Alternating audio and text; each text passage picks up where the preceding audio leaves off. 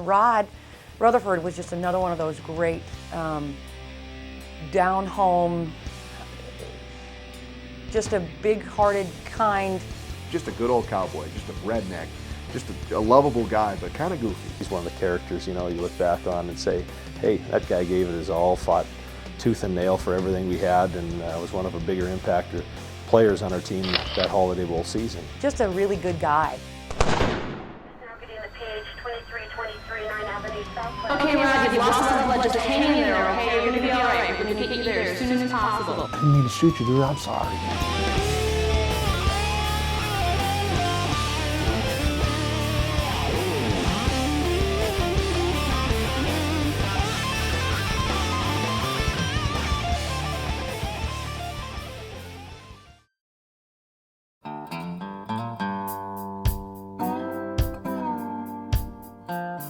I grew up in a little town in eastern Oregon, 2 hours away from the nearest theater.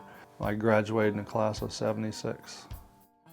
If you went out into the school parking lot, most of the pickups out there they'd be unlocked, and they would have a rifle or two in the back window. It was just the way things were. I was 5'2", 106 pounds when I was a junior, and on graduation day I was 5'4" and weighed 130 pounds soaking wet. You know, you get put in games when there's 15 seconds left and your dad's out on the floor threatening to whip the coach after the game, and that was my life. My dad owned the sanitation service in town, and so while I was rodeoing for 2 years after high school, you know, I worked with him. I remember sitting in the garbage truck driving past the high school and looking over, and they were starting two-a-days camp. And you know, that was the first summer I graduated. And at 5'4" and 130 pounds, you know, we drove by and I said, well, I won't be playing football ever again. He goes, you can go to college and play. I just couldn't believe it. Are you kidding me? I'm 5'4" and 130 pounds. Yeah, I had one of those dads that convinced me that I could do anything I wanted to do in sports.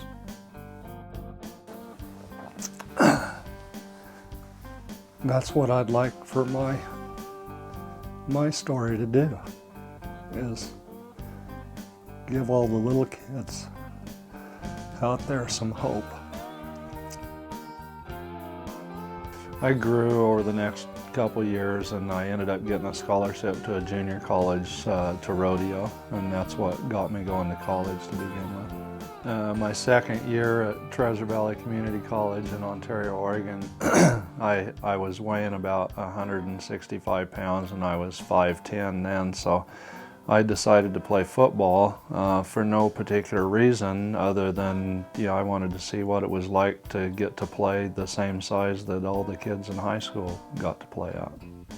So Coach Woody came down to Treasure Valley and actually watched some game films of me, but told me that, you know, from my films he didn't feel they could offer me a scholarship, but I was welcome to walk on if I wanted to give it a shot.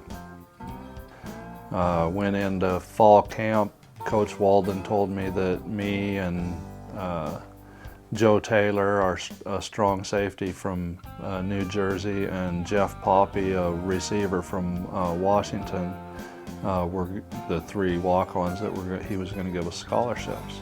We were staying at Stripe Parham Dorm during fall camp, and I was headed up to training table to eat, and Samoa, our quarterback, and Junior Tupuola, a freshman linebacker from the island of Samoa, flagged me down, and they wanted to ride up to training table. In the front of Strite Hall, we were going up the hill, and I felt a metal object underneath my leg, my thigh. Now, you know, I felt really uncomfortable. It looked exactly like a cowboy gun. Is this thing loaded? I mean, is it a real gun? Smoke quickly filled in the car. I put my hand to just trying to stop, and I was yelling to say, Junior, get something to hold on to to his neck. And then he took his T-shirt, and I said, okay, you hold on it. Let me go out and and seek for help. I was yelling, I was scared. We're sitting at a training table and someone comes running in and says, Junior shot Rod. Junior Tupuala shot Rod Retherford. You know how you turn on a water faucet? That's exactly how the blood came out of Rod Retherford's neck.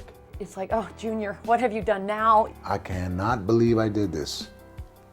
It paralyzed me from the neck down. It hit one of my vertebrae and dropped me.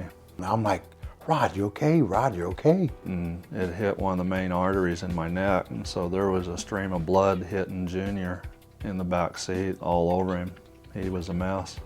Man, I didn't mean to shoot you, dude. I'm sorry. First, I didn't say anything. I just waited to die.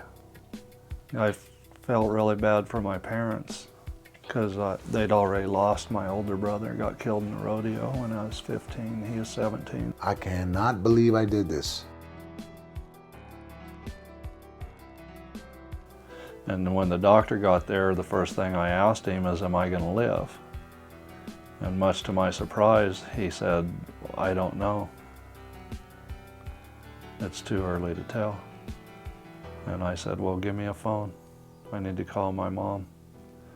I called Mom and Dad on the phone after the doctor said he didn't know if I was going to live. And I said, hey, I got shot in the neck. It's no big thing.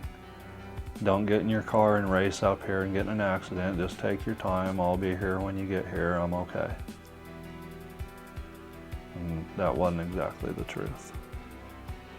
I talked about playing football at Washington State being one of the high points in my life. Might sound kind of funny, but when I finally got my finger to move and it twitched real fast, like that, uncontrollably. I just got it to flick like I was flicking a fly or something. I mean, when I seen that finger move.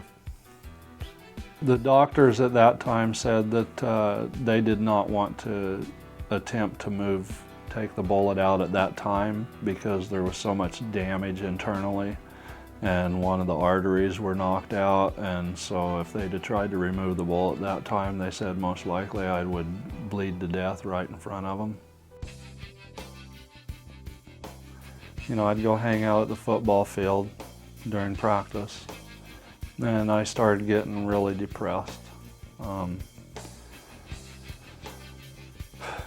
I didn't feel like I was getting any attention from the coaches, and it was a non-football related injury, and I hadn't signed my scholarship or anything, and so I lost my scholarship. You know, and that's when I made the decision. You know, I need to withdraw from my classes and get out of this environment right now because it was messing with my head a bunch, and so I just needed to go home where I could focus on getting back my movement in my shoulder, and because I got movement back from the neck down, but my right shoulder was completely dead. I knew I could go back and be a kicker at Washington State if that's what I had to do. It might have taken me, you know, a year or 2 years to get good enough to get that spot, but I would have got it. You know, I'd go up to high school and try to lift weights, and I couldn't even push a bar up. I couldn't even bench a 45-pound bar. And I'd been benching, you know, 300 pounds before I got shot. They had a chain and a padlock that always hung on the door, and so, you know, I locked it. I hadn't even been able to get 185 up, and I went on up to 205.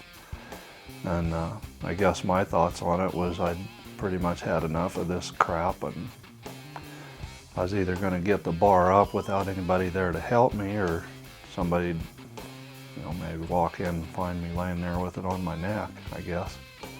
But I got it up, and I got it up.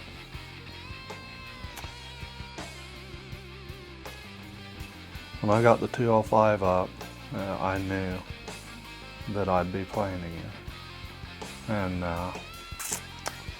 when I went back up to camp in the spring, I was benching 320 and squatting 500 and dunking basketballs.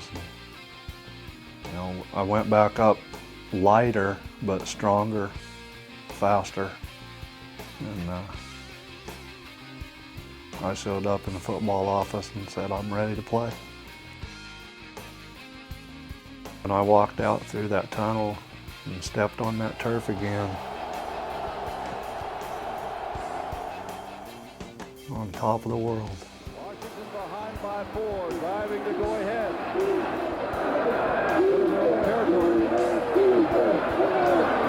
Allen takes the handoff, has time, goes for Allen, and it's almost intercepted by Rod Retherford, number 19.